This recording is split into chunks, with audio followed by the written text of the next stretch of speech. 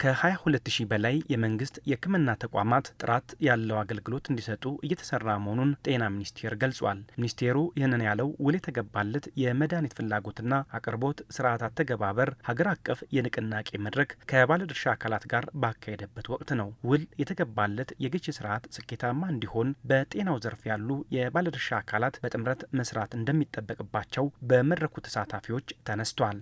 አሁንም የአቅርቦቱ ችግር በምን ደረጃ መፈታት ያለበት የሚለው ራሱ በጣም ትኩረት መሰጠት ያለበት ጉዳይ ነው። ስለዚህ ብር ብቻ አይደለም፣ በጀት ማጣቱ ብቻ አይደለም፣ የአቅርቦትም ትልቅ ማነቆ ስለሆነ በዚህ ደረጃ ሊሰራ ይገባል። አሁን ከተስማማን ነገ ውል ገብታልና ይሄን ውሰድ ቢባል ሌላ ችግር አያመጣም ወይ? አሁን የበጀት ወቅት ነው። እኛ መስራት አለብን፣ ምንም ጥያቄ የለውም። ግን መተጋገዝ ይጠይቃል። በጣም መተጋገዝ ከሚጠይቁ ነገሮች በሁሉም ክልል ማለት በሚቻል ደረጃ እዚህ አካባቢ ነውና በጀት ላይ ሲሪየስ ብንተጋገዝ ጥሩ ነው። ግዢ ላይ ያለው ተጽዕኖ አይደለም።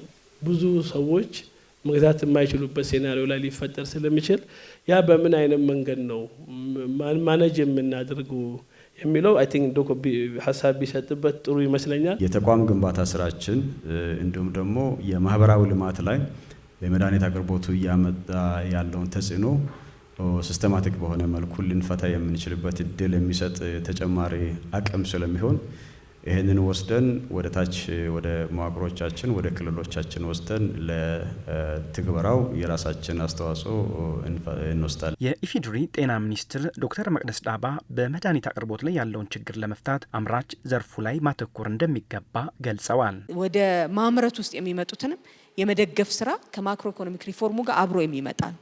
ስለዚህ አገር ውስጥ ኢትዮጵያዊ አምራቾች በጣም መውጣት እንዲችሉ በዚህ ዘርፍ ላይ የሚመጡ ከዚህ በፊት በሌላ ዘርፍ ላይ የነበሩ ብቻ ሳይሆን አዲስ ፊትም አዲስ አምራቾችም እንዲመጡ አዲስ ባለሀብቶች ይህንን ዘርፍ እንዲቀላቀሉ በጣም ማገዝ መደገፍ ያስፈልጋል። ለዚህም ተባብረን እንሰራለን።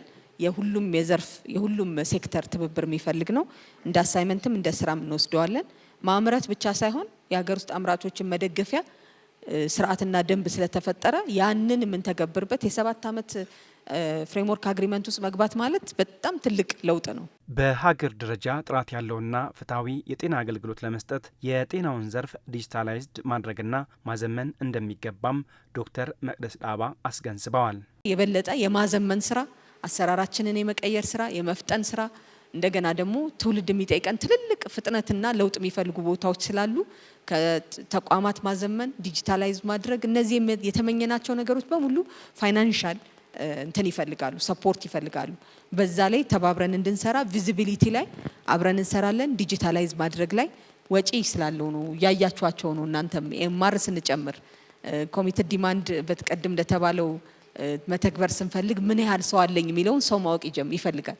የቱ ዲዚዝ ላይ የቱን መድኃኒት የቱን ፋርማሲ የትኛው ቦታ ላይ ደግሞ ሊክ ፖይንት አለኝ የትኛው ማሰር እችላለሁ ከኮራፕሽን ነፃ ማድረግ እችላለሁ ከተባለ ወረቀትን ካላጠፋን በስተቀር አይቀየርም። ባለድርሻ አካላትና ጤና ሚኒስቴር ያልተቋረጠ የመድኃኒት አቅርቦት ሰንሰለትን ለመፍጠርና ፍትሐዊ፣ ጠንካራና ውጤታማ የጤና ስርዓት እንዲኖር የሚያስችል የጋራ የስምምነት ሰነድ ተፈራርመዋል።